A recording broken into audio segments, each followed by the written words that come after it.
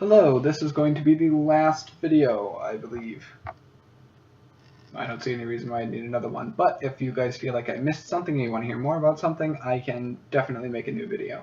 But this is going to be about joining as a new member or making a new chapter. So like I said before, HQ headquarters is, it happens to be at Michigan. It's what I am a part of.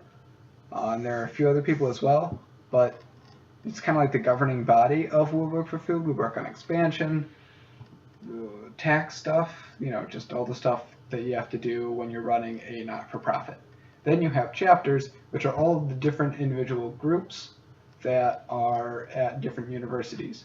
They can be in really any organization that does volunteering, so like Gleaners.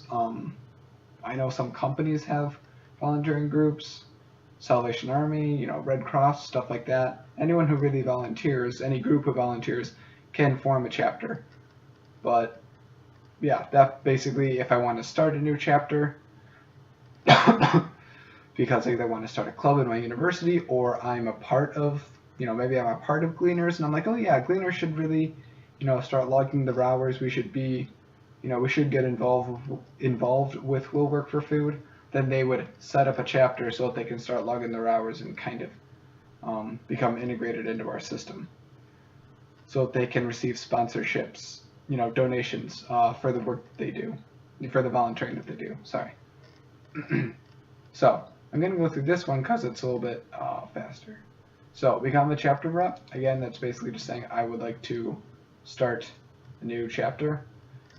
We're trying to change chapter to club because chapter kind of seems, I guess, like it requires a lot of maintenance. There are a whole lot of hoops to jump through, stuff like that. But really, it's not a big deal. So we're trying to make it a little bit less intimidating. So I think we're going to use the word club in the new website. So there's just some static text about becoming a new chapter rep. Chapter rep really means kind of leader of the chapter. Not every chapter necessarily needs a leader. But if you were going to be the leader, you would probably be the one to start a chapter. That kind of makes sense. But anyway, more static text. Then this brings you to SurveyMonkey. I'm afraid to click this link because I think if I do, it will take me out of the recording as it did last time. But it's really just enter a little bit of stuff about you, why do you want to start a chapter, and then it sends the response to the email. willworkforfoodnow@gmail.com. Then I'm pretty sure John handles it, personally. I don't think it's automatic after that point. But I guess that would be something to ask John if you guys are really interested. Again, this will probably change to a decent degree, so I'm not sure how relevant that will be in making the new website. So, now we're talking about if I want to be a new member. So that's to start a new group, start a new chapter. Or as they'll be called, start a new club. Now, I'm looking at if I'm an individual and I either want to join a chapter or club, or if I just want to be an independent member, right? So I don't have to be with any chapter, really. And I could just, do events on my own, whatever. You'd just be an independent member.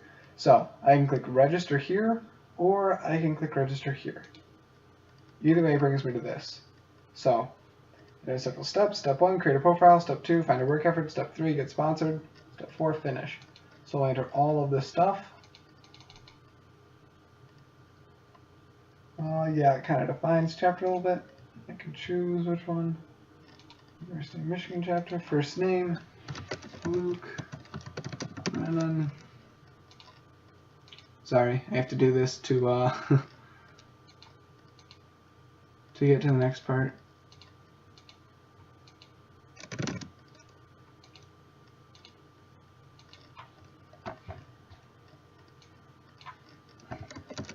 Actually, you know what? I'm just going to have to undo this. So basically, I choose all of this stuff, right? It gives me graduation year. Obviously, we're trying to expand beyond universities, so we might get rid of that.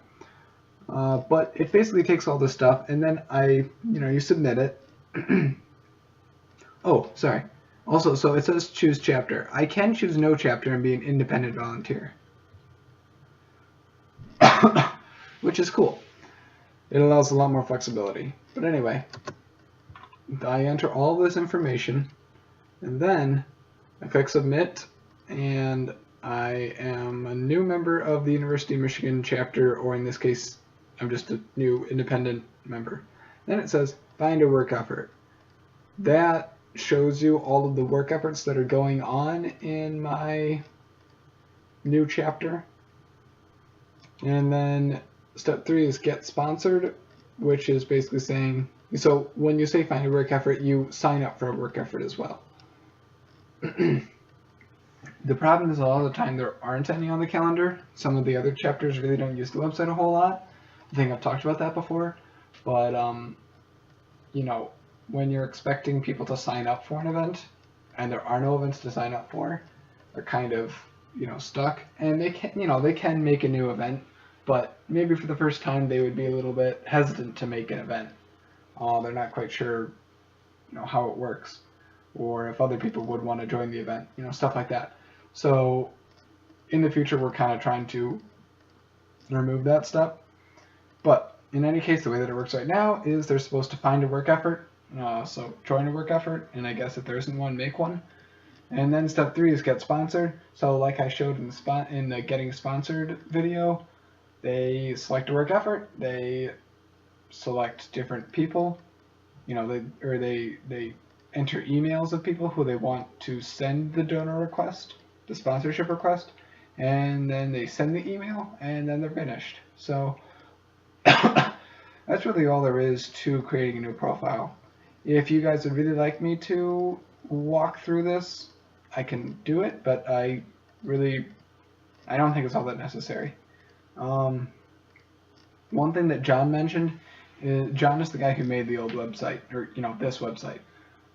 He was recommending that you guys don't really look to this website as a model.